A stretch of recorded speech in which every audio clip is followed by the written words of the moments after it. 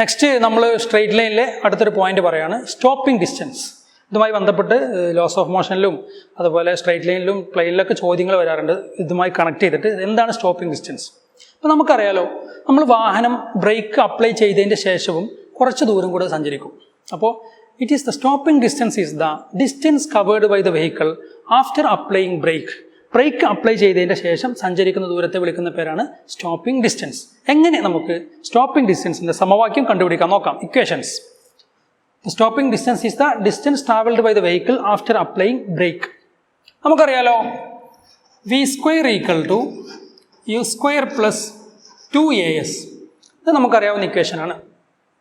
അപ്പോൾ നമുക്ക് ഇത് എക്സ് ഡിസ്റ്റൻസ് ആണ് 2ax. അപ്പോൾ നമുക്ക് ബ്രേക്ക് അപ്ലൈ ചെയ്തതിന് ശേഷമുള്ള ഡിസ്റ്റൻസ് ആണ് എക്സ്. അപ്പോൾ അതിൻ്റെ ഫൈനൽ വെലോസിറ്റി 0 ആയിരിക്കും. കാരണം വാഹനം റസ്റ്റിലെത്തുകയാണല്ലോ അവസാനം. അപ്പോൾ അതിൻ്റെ ഫൈനൽ വെലോസിറ്റി 0 ആയിരിക്കും. അപ്പോൾ നമുക്ക് എന്തെഴുതാം? u square plus 2ax equal to 0. അപ്പോൾ നമുക്ക് a plus b equal to 0 ആണെങ്കിൽ a equal to minus b അല്ലേ? a plus b equal to 0 ആണെങ്കിൽ a equal to minus b അല്ലേ? അപ്പോൾ നമുക്ക് u square equal to minus 2ax എന്ന് എഴുതാം.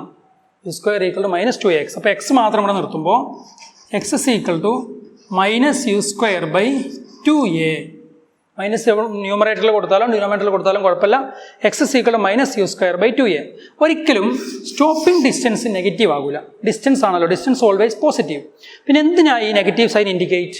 The motion is retarded. ഇത് നെഗറ്റീവ് ആക്സിലറേഷൻ ആണ് സൂചിപ്പിക്കുക. കാരണം വാഹനം ബ്രേക്ക് അപ്ലൈ ചെയ്താൽ വേഗത കുറയാണല്ലോ. അപ്പോൾ stopping distance is the distance covered by the vehicle after apply brake. ഓർമ്മയിലുണ്ടായിരിക്കുക. ഇനി നെക്സ്റ്റ് റിയാക്ഷൻ ടൈമാണ്. എന്താണ് reaction time? It is the time to observe, think and act.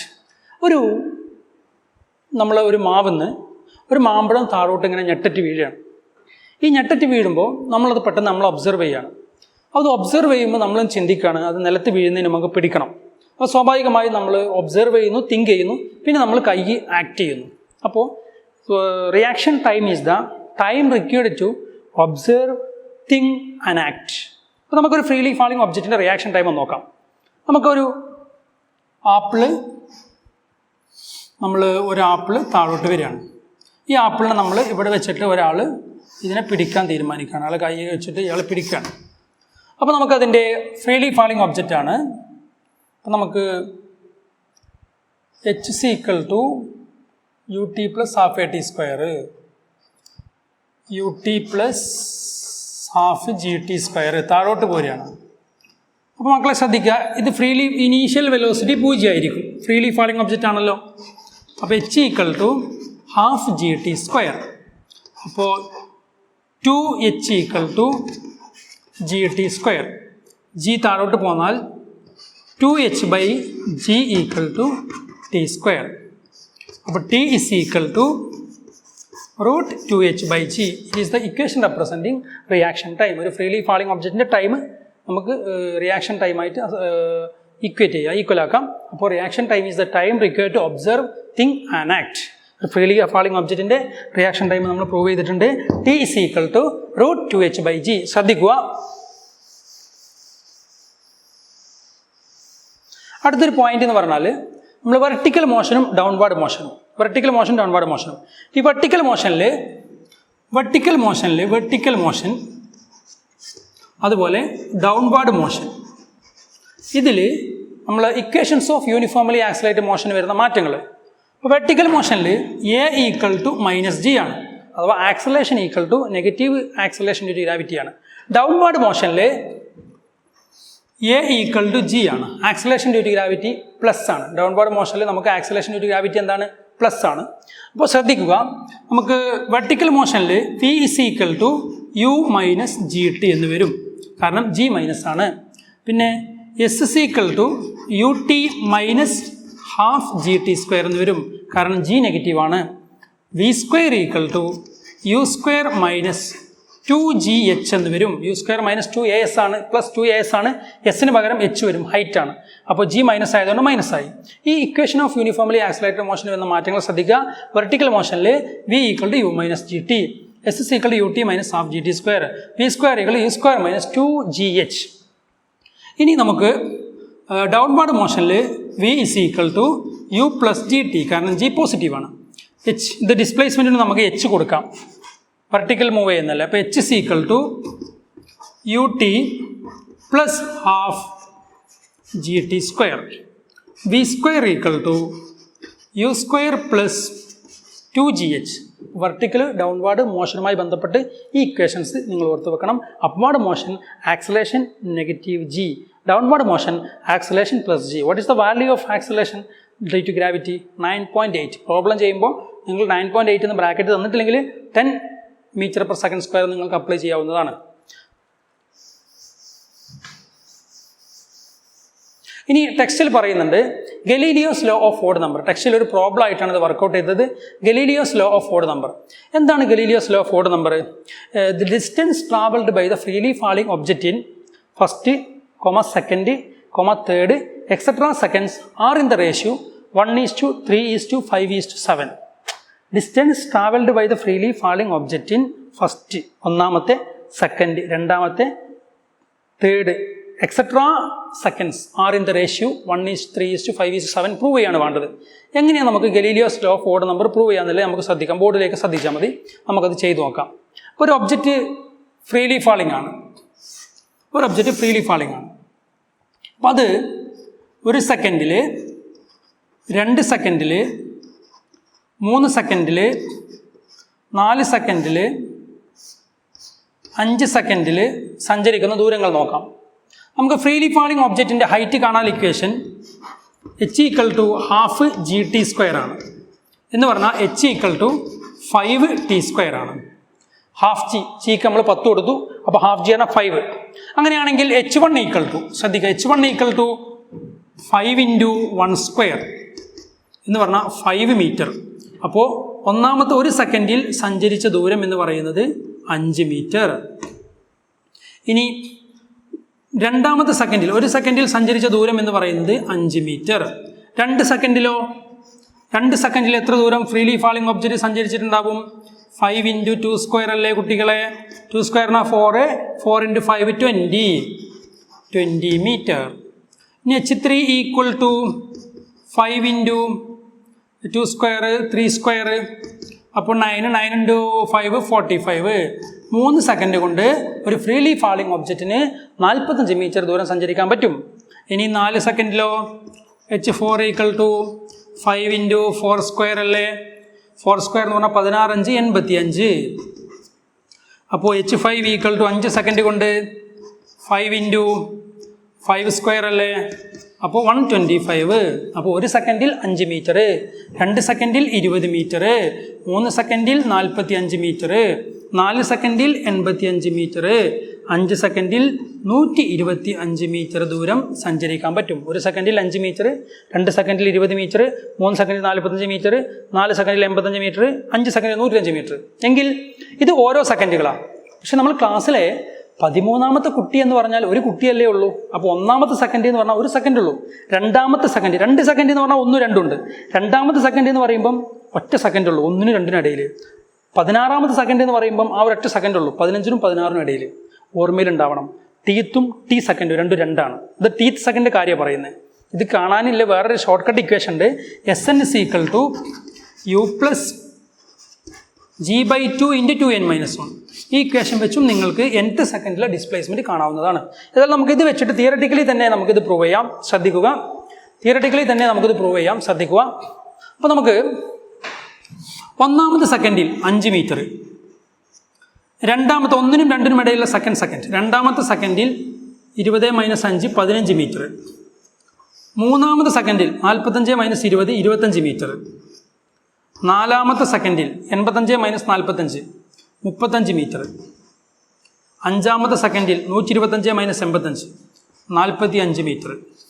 1 സെക്കൻഡിൽ 5 മീറ്റർ, 2ാമത്തെ സെക്കൻഡിൽ 15 മീറ്റർ, 3ാമത്തെ സെക്കൻഡിൽ എന്ന് പറഞ്ഞാൽ 2 സെക്കൻഡിനും 3 സെക്കൻഡിനും ഇടയിൽ 25 മീറ്റർ ദൂരം, നാലാമത്തെ സെക്കൻഡിൽ 35 മീറ്റർ ദൂരം, അഞ്ചാമത്തെ സെക്കൻഡിൽ 45 മീറ്റർ ദൂരം. അപ്പോൾ നമുക്ക് ഇതിൻ്റെ റേഷ്യോ എന്താ? ഒരു 5 5, 3 5 15, 5 5 25, 7 5 35. അപ്പോൾ നമുക്ക് H1 is to H2 is to H3 etcetera equal to 1 is to 3 is to 5 is to 7 etcetera. അപ്പോൾ ഇതാണ് ഫ്രീലി ഫാളിംഗ് ഒബ്ജക്റ്റിൻ്റെ ഗലീലിയോസ് ലോ ഓഫ് ഓഡ് നമ്പറുടെ ratio. H1 is H3 is to H3 equal to 1 is to 3 is to 5 is to 7 etcetera. അത് entrance point of വ്യൂവിലും പലപ്പോഴും ചോദിക്കാറുണ്ട്. ഇനി ഇങ്ങനെയും ചോദിക്കാം, അതായത് 1 സെക്കൻഡ്, 2 സെക്കൻഡ്, 3 സെക്കൻഡ്, 4 സെക്കൻഡിൽ സഞ്ചരിച്ച ദൂരങ്ങളുടെ റേഷ്യോ, അഥവാ T second, 2T second, 3T second ചോദിക്കാം ടീത്തിന് പകരം. അങ്ങനെയാണെങ്കിൽ എന്താ നമുക്കെന്താ ഒരു 5 5, 1 is to 4 is to 9 is to എന്ന് വരും. അങ്ങനെ കിട്ടുക T സെക്കൻഡ് ചോദിക്കുകയാണെങ്കിൽ. പക്ഷേ ടെക്സ്റ്റ് ബുക്കിൽ Galileo's law of odd number പറഞ്ഞാൽ Tth സെക്കൻഡാണ് ചോദിച്ചത്. അത് 1 is to 3 is to 5 is 7. നിങ്ങൾക്ക് മനസ്സിലായി കാണുമെന്ന് പ്രതീക്ഷിക്കുന്നു. Galileo's law of odd number നമ്മുടെ NCERT ടെക്സ്റ്റിൽ ഒരു പ്രോബ്ലം ആയിട്ട് കൊടുത്തിട്ടുണ്ട് കേട്ടോ.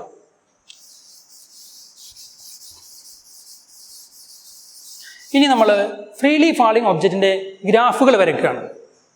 ഫ്രീലി ഫാളിംഗ് ഒബ്ജക്റ്റിൻ്റെ ഗ്രാഫ് ഇത് NCERT ടെക്സ്റ്റ് ബുക്കിൽ വരച്ചിട്ടുണ്ട്. ഫ്രീലി ഫാളിംഗ് ഒബ്ജക്റ്റിൻ്റെ position time graph, velocity time graph, acceleration time graph, ഈ 3 ഗ്രാഫ് നമ്മൾ വരയ്ക്കുകയാണ്. ഫ്രീലി ഫാളിംഗ് ഒബ്ജക്റ്റിൻ്റെ position time graph, velocity time graph, acceleration time graph. മക്കൾ നന്നായി ശ്രദ്ധിക്കുക. നമുക്ക് ഫ്രീലി ഫാളിംഗ് ഒബ്ജക്റ്റിൻ്റെ പൊസിഷൻ ടൈം ഗ്രാഫ്, ഇത് position time graph constant acceleration ആണ്. ഇങ്ങനെയാണ് പൊസിഷൻ ടൈം ഗ്രാഫ് വരിക.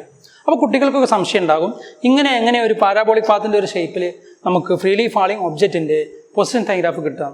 അത് കൃത്യമായി ഞാൻ കുറച്ച് കഴിഞ്ഞ് എക്സ്പ്ലെയിൻ ചെയ്തുതരാം. വെലോസിറ്റി ടൈം ഗ്രാഫ് നമുക്കറിയാം.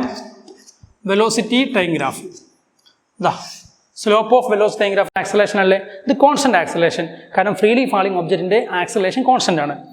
പൊസിഷൻ ടൈം ഗ്രാഫിൽ ഇങ്ങനെ വരച്ചാൽ കോൺസ്റ്റന്റ് ആക്സലറേഷൻ റെപ്രസെൻ്റ് ചെയ്യും. ഇത് ഡൗട്ട് ക്ലിയർ ചെയ്യുന്നതാണ്. ഇനി നമുക്ക് ആക്സലറേഷൻ ടൈം ഗ്രാഫ് എന്താ, ആക്സലറേഷൻ ഈ ആക്സിന് പാരലായിട്ട്, ടൈം ആക്സിന് പാരലായിട്ട് കൊടുത്താൽ ഈ ഭാഗത്തെ ക്വാണ്ടിറ്റി കോൺസ്റ്റന്റ് ആയിരിക്കും. അപ്പോൾ അത് ആക്സലറേഷൻ കോൺസ്റ്റന്റ് ആണ്. ആക്സലറേഷൻ മാറുന്നില്ല, കുറയുന്നില്ല, കൂടുന്നില്ല. അപ്പോൾ ഇത് G ആണ്. ഫ്രീലി ഫാളിംഗ് ഒബ്ജക്റ്റ് 9.8 എപ്പോഴും കോൺസ്റ്റന്റ് ആണ്. അപ്പോൾ this represent position time graph, this represent velocity time graph, this represent acceleration time graph. ഈ 2 ഗ്രാഫിൻ്റെ കാര്യത്തിലും നിങ്ങൾക്ക് സംശയം ഉണ്ടാകില്ല, അറിയാം. ഈ ഗ്രാഫിൻ്റെ കാര്യത്തിൽ സംശയമുണ്ട്, അത് ക്ലിയർ ചെയ്യാൻ വേണ്ടി ഞാൻ ഒന്നുകൂടി വൃത്തിയായിട്ട് ഗ്രാഫ് വരയ്ക്കുകയാണ്. ശ്രദ്ധിക്കുക, കൃത്യമായി ബോർഡിലേക്ക് ശ്രദ്ധിക്കുക. ഫ്രീലി ഫാളിംഗ് ഒബ്ജക്റ്റിൻ്റെ പൊസിഷൻ ടൈം ഗ്രാഫ് എങ്ങനെ കിട്ടുന്നത് നോക്കാം. നമുക്ക് ഗ്രാഫ് ഇങ്ങനെ വരക്കാം, അല്ലെങ്കിൽ തിരിച്ച് തന്നെ വരക്കാം. ഫ്രീലി ഫാളിംഗ് ഒബ്ജക്റ്റിൻ്റെ ഗ്രാഫ് നമ്മൾ വരയ്ക്കേണ്ടത് താഴോട്ടാണ്. യെസ്, നമുക്ക് ഒരു ടൈമാണ് 1 second, 2 second, 3 second, 4 second, 5 second. ഇവിടെ നമുക്ക് 20 മീറ്റർ, 40 മീറ്റർ, 60 മീറ്റർ, 80, 100, 120 ഇങ്ങനെ പോയിക്കൊണ്ടിരിക്കുകയാണ്. മക്കളെ, ഇതല്ലേ ഫ്രീലി ഫാളിംഗ് ഒബ്ജക്റ്റിൻ്റെ ഡിസ്റ്റൻസ് ഓരോ സെക്കൻഡിൽ? 1 സെക്കൻഡിൽ 5 മീറ്റർ അല്ലേ? 1 സെക്കൻഡിൽ 5 മീറ്റർ എന്ന് പറയുമ്പോൾ ഏതാണ്ട് ഇവിടെ വരും പോയിന്റ്. 2 സെക്കൻഡിൽ 20 മീറ്റർ അല്ലേ? 2 സെക്കൻഡിൽ 20 മീറ്റർ എന്ന് പറയുമ്പോൾ ഇവിടെ വരും പോയിന്റ്. 3 സെക്കൻഡിൽ 45 മീറ്റർ അല്ലേ? 45 മീറ്റർ എന്ന് പറയുമ്പോൾ ഇവിടെ വരും പോയിന്റ്. 3 സെക്കൻഡിൽ 45 മീറ്റർ, 45 മീറ്റർ എന്ന് പറയുമ്പോൾ ഇവിടെ ഏതാണ്ട് ഇവിടെ വരും പോയിന്റ്. 3 സെക്കൻഡിൽ 45 മീറ്റർ. 4 സെക്കൻഡിലോ? 4 സെക്കൻഡിൽ 85 മീറ്റർ. 85 മീറ്റർ ഇവിടെയാണ്. 4 സെക്കൻഡിൽ 85 മീറ്റർ. ഇനി 5 സെക്കൻഡിലോ? 125 മീറ്റർ. 85, 4 സെക്കൻഡിൽ second H is equal to 5 into 4 square. അപ്പോൾ 16 into 5 80 ആണ്. ഇത് 80 ആണ്. 80 മീറ്ററാണ്. ശ്രദ്ധയിലുണ്ടാവും, ഓർമ്മയിലുണ്ടാവണം. 80 മീറ്ററാണ്. നേരത്തെ വീഡിയോ 125 മൈനസ് 80 നമുക്ക് 45 കിട്ടത്തുള്ളൂ കേട്ടോ. നേരത്തെ അത് 85 മാർക്ക് ചെയ്തിരുന്നത് നിങ്ങളെ ശ്രദ്ധയിലുണ്ടാവണം. ഇത് ബോർഡിലുള്ളതുകൊണ്ട് നമ്മൾ രക്ഷപ്പെട്ടു. H is equal to 5 into 4 square. 16 into 5 80 ആണ്. അപ്പോൾ നമുക്ക് 85 മീറ്റർ 4 സെക്കൻഡിൽ 85 മീറ്റർ, 5 സെക്കൻഡിൽ നമുക്ക് 125 മീറ്ററാണ്. ഏതാണ്ട് ഇവിടെ വരും. 5 സെക്കൻഡിൽ നമുക്ക് 125 മീറ്ററാണ്. നമ്മളൊരു സ്ട്രെയിറ്റ് ലൈൻ വരയ്ക്കുകയാണെങ്കിൽ ഇങ്ങനെയല്ലേ വരിക? ഇതല്ലല്ലോ ഗ്രാഫിലെ പോയിന്റ് ഇവിടെ ഇവിടെ ഇവിടെ ഇവിടെയല്ലേ? അഥവാ ഇതിങ്ങനെയാണ് വരുന്നത്, ഇങ്ങനെ വരുന്നത്. അപ്പോൾ ഗ്രാഫ് കർവ്ഡ് ഷേപ്പിലാണല്ലോ. അപ്പോൾ ഇത് ആക്സലേഷൻ എന്താ? കോൺസ്റ്റൻ്റ് അല്ലേ? അപ്പോൾ നമുക്ക് ഒരു ഗ്രാഫിൽ പൊസിഷൻ ടൈം ഗ്രാഫിൽ ഇങ്ങനെ വരച്ചാൽ അത് കോൺസ്റ്റൻ്റ് ആക്സലേഷൻ റെപ്രസെൻ്റ് ചെയ്യുന്നു. ഒരു പൊസിഷൻ ടൈം ഗ്രാഫിൽ ഇങ്ങനെ വരച്ചാൽ അത് കോൺസ്റ്റൻ്റ് ആക്സലേഷൻ റെപ്രസെൻ്റ് ചെയ്യുന്നു. ഓർമ്മയിലുണ്ടായിരിക്കണം, object constant acceleration position time ഗ്രാഫിൽ ഇങ്ങനെ വരും കർവ്.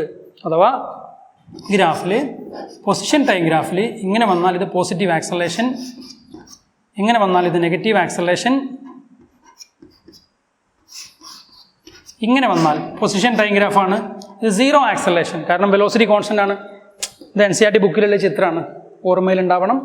അപ്പോൾ ഗ്രാഫുകൾ കൃത്യമായി പറഞ്ഞു കഴിഞ്ഞു. എങ്ങനെ ഒരു ഫ്രീലി ഫാളിംഗ് ഒബ്ജക്റ്റിൻ്റെ ഗ്രാഫുകൾ അങ്ങനെ വരുന്നു എന്ന് സൂചിപ്പിച്ച് കഴിഞ്ഞു.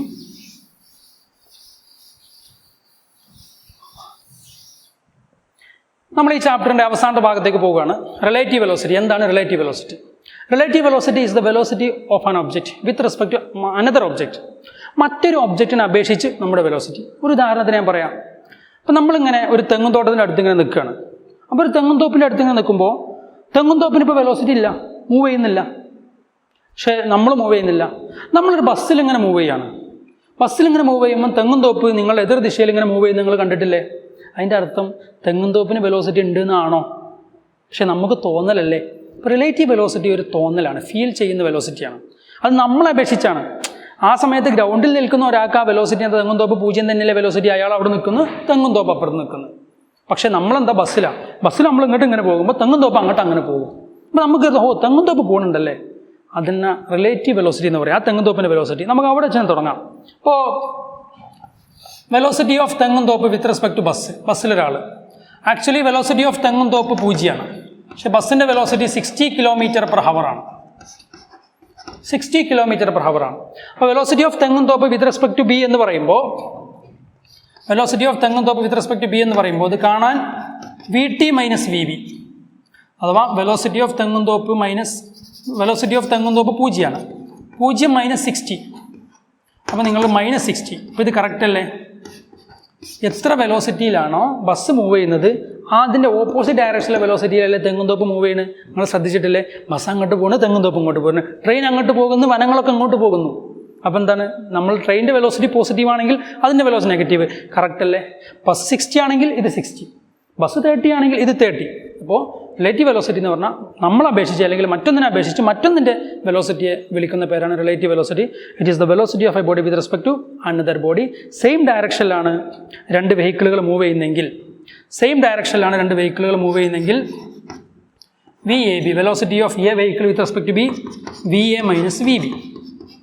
ഓപ്പോസിറ്റ് ഡയറക്ഷനിലാണ് രണ്ട് വെഹിക്കിൾ മൂവ് ചെയ്യുന്നതെങ്കിൽ VAB equal to VA minus of VB എന്ന് പറഞ്ഞാൽ VAB equal to VA plus VB. ഓർമ്മയിലുണ്ടായിരിക്കണം. ഈ VA മൈനസ് VB വന്നത് നിങ്ങൾക്ക് ഓർത്തെടുക്കാം. ഇപ്പോൾ നമ്മൾ ഒരു വിനോദയാത്ര പോവാണ്. ഒരു ബസ്സിൽ മുഴുവൻ ആൺകുട്ടികൾ, അടുത്ത ബസ്സിൽ മുഴുവൻ പെൺകുട്ടികൾ. അപ്പോൾ ഇത് നമ്മൾ എറണാകുളത്തേക്ക് പോയിക്കൊണ്ടിരിക്കുക. അപ്പോൾ നമ്മൾ 4 ലൈൻ ട്രാക്കാണ് നമുക്കറിയാം, 2 ലൈൻ ട്രാക്കാണ് നമുക്കറിയാം. അപ്പോൾ ഒരു ട്രാക്കിലൂടെ തന്നെ 2 വാഹനങ്ങൾക്ക് പോകാം. ആൺകുട്ടികളുടെ ബസ്സും പെൺകുട്ടികളുടെ ബസ്സും ഒരേ സ്പീഡിൽ യാത്ര ചെയ്തുകൊണ്ടിരിക്കുക.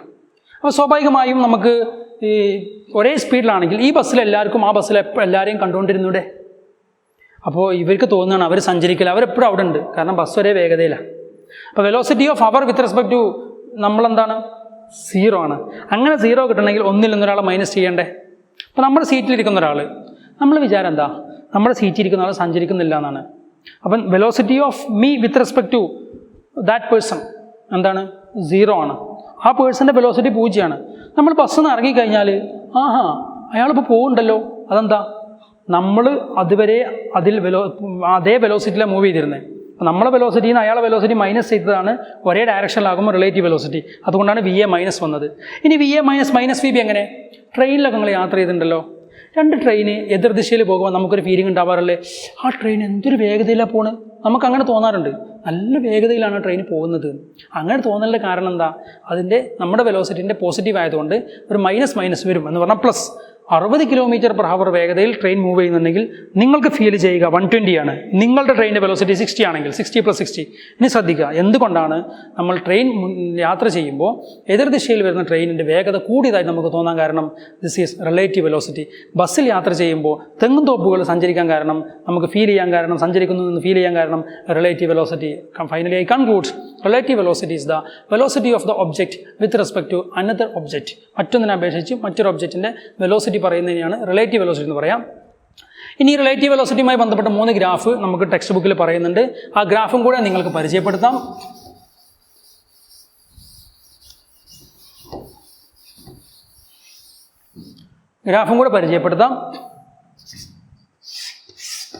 പൊസിഷൻ ടൈം ഗ്രാഫാണ്, അതിൻ്റെ സ്ലോപ്പാണ് വെലോസിറ്റി. ഇങ്ങനെ വന്നാൽ ഇത് VA, ഇത് VB, ഇത് പാരലലാണ്.